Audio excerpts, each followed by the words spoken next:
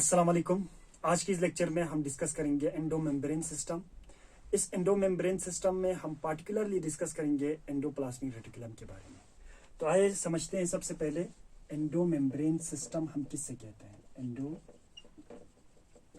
Endomembrane system हमारे जो eukaryotic cell में जो ऑर्गेनेलीज होता है, चाहे वो प्लांट सेल्स हो या एनिमल सेल्स हो, ऑर्गेनेलीज दो तरीके के होते हैं। एक ऑर्गेनेलीज जो पार्ट होते हैं एंडोमेम्ब्रेन सिस्टम का, दूसरा ऑर्गेनेलीज जो एंडोमेम्ब्रेन सिस्टम का पार्ट नहीं होते हैं। इसको समझने के लिए देखो, जो हमारे पास प्रोटीन सिंथेसिस होते हैं सेल के अंदर, जितने भी ऑर्गेनेलीज हैं, protein synthesis surface of the endoplasmic reticulum पे होते हैं और इसके बाद एंडोप्लाज्मिक रेटिकुलम के सरफेस पे, रफ एंडोप्लाज्मिक रेटिकुलम के सरफेस पे प्रोटीन सिंथेसिस होते हैं। फिर ये प्रोटीन को ट्रांसपोर्ट कर देते हैं कहाँ पे, हमारे गोल्गी एपरेटस या गोल्गी बॉडीज को, फिर इसके बाद लाइसोसोम्स को, फिर वाइक्यूल्स को। इस तरह से क्या होता है, प्रोटीन आगे ट्रांसपोर्ट होता है, या कोई भी मॉलिक्यूल जब बाहर से आते हैं ठीक इसी तरह से आते हैं। ठीक है, अब देखो, जो हमारे पास माइटोकॉन्ड्रिया है और जो हमारे पास क्लोरोप्लास्ट है और इसके बाद जो हमारे पास परऑक्सीसोम्स है, ये तीन ऑर्गेनेलीज, इनका प्रोटीन सिंथेसिस राइबोसोम्स के सरफेस पे नहीं होते हैं। इनका प्रोटीन सिंथेसिस होते हैं ribosomes which is present in the cytoplasm. Cytoplasm में जो राइबोसोम्स प्रेजेंट होते हैं फ्री फॉर्म में, ये किसी सरफेस के साथ अटैच नहीं होते हैं, इसीलिए ये इनके साथ कोऑर्डिनेट मैनर में काम नहीं करते हैं। देखो, आप इस बात को इस तरह समझेंगे जैसे कि हमारे गोल्गी बॉडीज है, लाइसोसोम्स है, वाइक्यूल्स है या दूसरे जो ऑर्गेनेलीज है, उनको प्रोटीन सिंथेसिस होते हैं rough surface of endoplasmic reticulum पे। लेकिन जो हमारे माइटोकॉन्ड्रिया है, क्लोरोप्लास्ट है, परऑक्सीसोम्स है, इनके लिए प्रोटीन सिंथेसिस होते हैं साइटोप्लाज्म में, जो राइबोसोम्स फ्री फॉर्म में प्रेजेंट होता है, किसी सरफेस के साथ अटैच्ड नहीं होता है। तो इनका काम आपस में क्या होते हैं, कोऑर्डिनेट मैनर में ये काम करते हैं, एक दूसरे से मिलजुल के काम करते हैं। ठीक है, यहाँ पे अच्छा खासा कोऑर्डिनेशन होते हैं एंडोमेम्ब्रेन सिस्टम में। लेकिन जो ऑर्गेनेल्स एंडोमेम्ब्रेन सिस्टम का पार्ट नहीं होते, उनमें कोई कोऑर्डिनेशन नहीं होते। जो ऑर्गेनेल्स कोऑर्डिनेट मैनर में काम करते हैं उसी को हम क्या कहते हैं, एंडोमेम्ब्रेन सिस्टम कहते हैं। तो हम यहां पे लिखेंगे दोस ऑर्गेनेलीज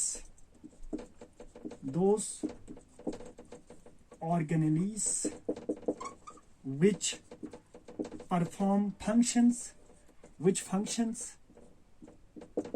in coordinate manner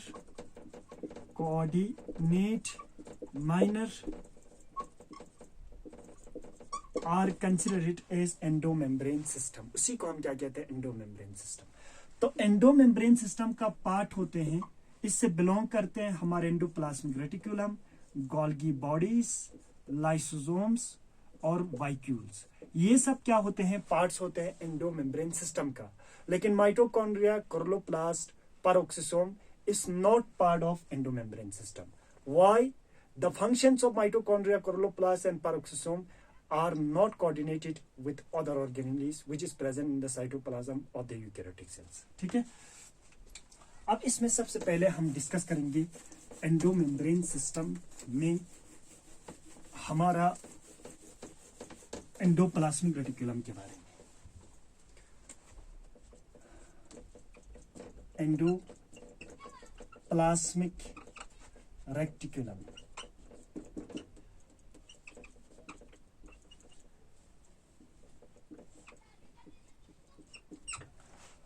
देखो, endoplasmic reticulum is present in all eukaryotic cells. ठीक है, सिर्फ मैच्योर मेमेलियन आरबीसी के अलावा सभी सेल में क्या होते हैं, एंडोप्लाज्मिक रेटिकुलम प्रेजेंट होते हैं। ठीक है, चाहे वो प्लांट सेल्स हो, एनिमल सेल हो, ठीक है, सभी में प्रेजेंस होते हैं। यहां पे एंडोप्लाज्मिक रेटिकुलम का नंबर क्या होते हैं, more in number in actively protein synthesizing, protein synthesis करने वाले सेल एंड सिक्रीशन करने वाले सेल। प्रोटीन सिंथेसिस करने के बाद जो सिक्रीट करते हैं किसी मॉलिक्यूल्स को, उन सभी सेल में एंडोप्लाज्मिक रेटिकुलम का नंबर जो होते हैं ज्यादा होते हैं, ठीक है। और एंडोप्लाज्मिक रेटिकुलम हमारे पास 2 टाइप्स ऑफ एंडोप्लाज्मिक रेटिकुलम होते हैं। वन इज क्या होता है, एक होता है हमारे पास स्मूथ एंडोप्लाज्मिक रेटिकुलम, दूसरा होते हैं रफ एंडोप्लाज्मिक रेटिकुलम, ठीक है। अब हम इसको डायग्रामेटिकली मैं यहाँ पे शो करता हूँ। अभी तक हमने डिस्कस किया एंडोप्लाज्मिक रेटिकुलम सभी यूकेरियोटिक सेल में प्रेजेंट होता है except mature mammalian RBC. Endoplasmic reticulum का नंबर ज्यादा होते हैं उन सेल में जो एक्टिवली प्रोटीन को सिंथेसिस करते हैं और कुछ न कुछ किसी न किसी मॉलिक्यूल्स को क्या करते हैं, सिक्रीट करते हैं। इट मे बी हार्मोन्स और एंजाइम्स, ठीक है। और एंडोप्लाज्मिक रेटिकुलम 2 तरीके के होते हैं और ये एंडोप्लाज्मिक रेटिकुलम अराइज होते हैं कहां से, न्यूक्लियर मेम्ब्रेन से।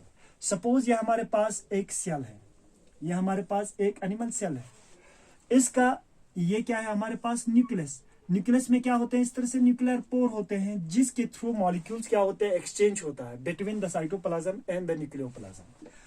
और न्यूक्लियर मेम्ब्रेन में इस तरह से 2 लेयर होते हैं, आप लोगों ने पढ़ा होगा, और बीच में छोटे छोटे पोर्स होते हैं। इन 2 मेम्ब्रेन के बीच में जो स्पेस होता है इसको कहते हैं पेरीन्यूक्लियर स्पेस और इसको कहते हैं न्यूक्लियोप्लाज्म। अब देखो इसके आउटरमोस्ट जो मेम्ब्रेन का जो लेयर होता है यहां से कुछ इस तरह से क्या होते हैं, प्रोट्रूजन निकलते हैं इस तरह से, और यही बाद में क्या बनाते हैं, एंडोप्लाज्मिक रेटिकुलम। एंडोप्लाज्मिक रेटिकुलम इस तरह से नेटवर्क लाइक स्ट्रक्चर होते हैं, ठीक है, इस तरह से। एंडोप्लाज्मिक रेटिकुलम एक मैं यहां पे बना लेता हूं ताकि हमें समझने में इजी हो जाएगा, इस तरह से। तो इसका अराइज कहां से होता है, फॉर्मेशन कहां से होते हैं, outer membrane of outer nuclear membrane से अराइज होते हैं, ठीक है।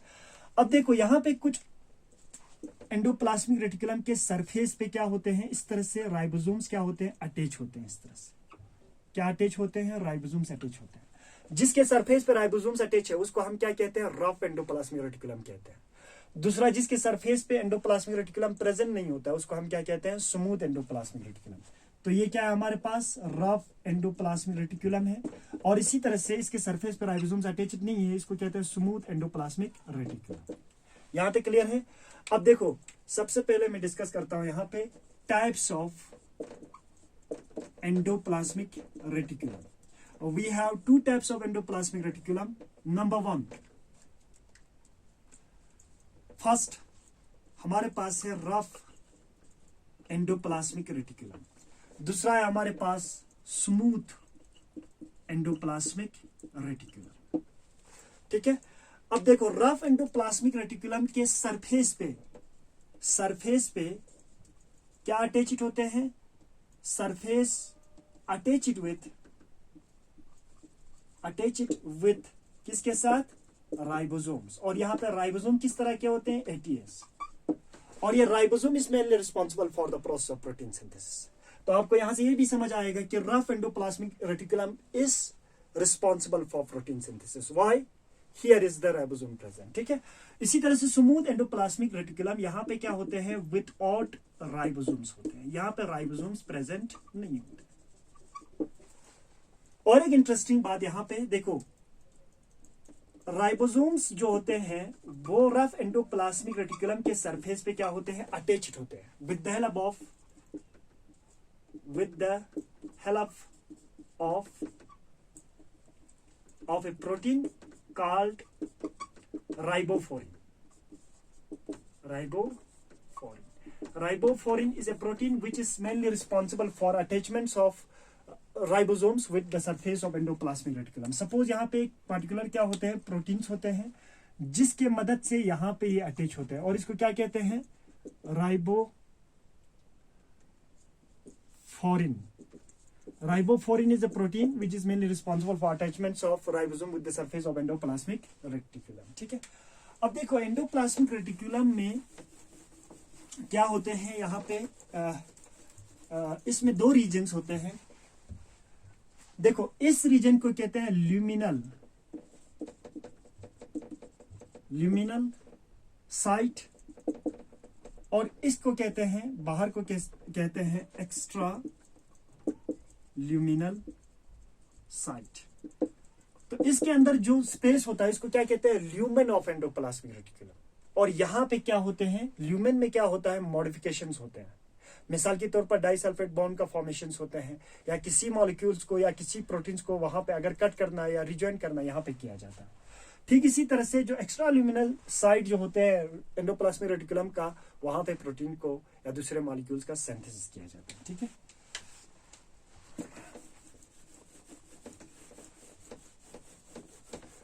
अब इसके बाद देखो यहाँ पे फंक्शंस क्या होता है, what is the functions of endoplasmic reticulum. तो फंक्शंस में हम सबसे पहले डिस्कस करेंगे रफ एंडोप्लाज्मिक रेटिकुलम का फंक्शंस क्या होते हैं। इसके बाद हम डिस्कस करेंगे स्मूथ एंडोप्लाज्मिक रेटिकुलम का फंक्शंस क्या होते हैं। रफ एंडोप्लाज्मिक रेटिकुलम का फंक्शंस होते हैं mainly responsible for protein synthesis, and the process of protein synthesis is known as translation, और इसी को हम क्या कहते हैं, ट्रांसलेशन कहते हैं। तो आपको एग्जाम में पूछा जा सकता है where the translation take place. तो rough surface of endoplasmic reticulum, why, due to the presence of ribosomes on it, यहाँ पर राइबोसोम्स होते हैं। इसके अलावा दूसरा यहाँ पे जो होते हैं हमारे पास स्मूथ एंडोप्लाज्मिक रेटिकुलम का फंक्शंस क्या होता है। देखो, सबसे पहला जो फंक्शन है, ये मल्टीपल फंक्शन को परफॉर्म करते हैं।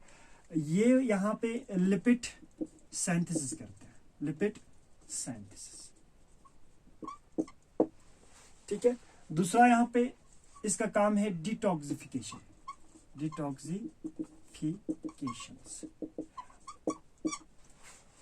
Lipid synthesis is take place in the smooth endoplasmic reticulum. और डिटॉक्सिफिकेशन का मतलब होता है अगर हमारे सेल में कोई टॉक्सिक मॉलिक्यूल्स प्रेजेंट है, सबस्टेंस प्रेजेंस है, उसकी टॉक्सिसिटी को क्या करते हैं, रिड्यूस कर देते हैं। टॉक्सिक को क्या बना देते हैं, यहाँ पे लेस टॉक्सिक बना देते हैं, और इस प्रोसेस को हम क्या कहते हैं, डिटॉक्सिफिकेशन कहते हैं। इसके अलावा यहाँ पे जो हमारे पास जो स्टीरॉयड हार्मोन्स होते हैं, इसका भी क्या होते हैं, सिंथेसिस होते हैं। फॉर एग्जांपल, जैसे कि हमारा एस्ट्रोजन है, प्रोजेस्टेरॉन्स है, जो सेक्स हार्मोन है, या दूसरे किस्म के जो हार्मोन्स होते हैं, उनका यहाँ पे क्या किया जाता है, सिंथेसिस किया जाता है। ठीक है, इसके अलावा मसल्स में जो एंडोप्लाज्मिक रेटिकुलम होते हैं, उसको हम क्या कहते हैं, सार्कोप्लाज्मिक रेटिकुलम कहते हैं। सार्कोप्लाज्मिक रेटिकुलम, देखो इस पॉइंट को याद रखना है, sarcoplasmic reticulum.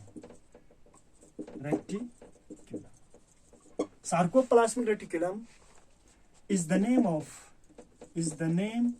of endoplasmic reticulum which is present in, जो कहां पे प्रेजेंट होते हैं, present in muscle cells.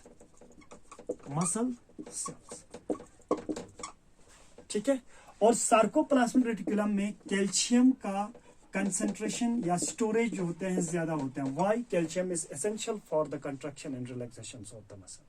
That is all about the endoplasmic reticulum. Next lecture we will discuss the Golgi apparatus. Thank you very much.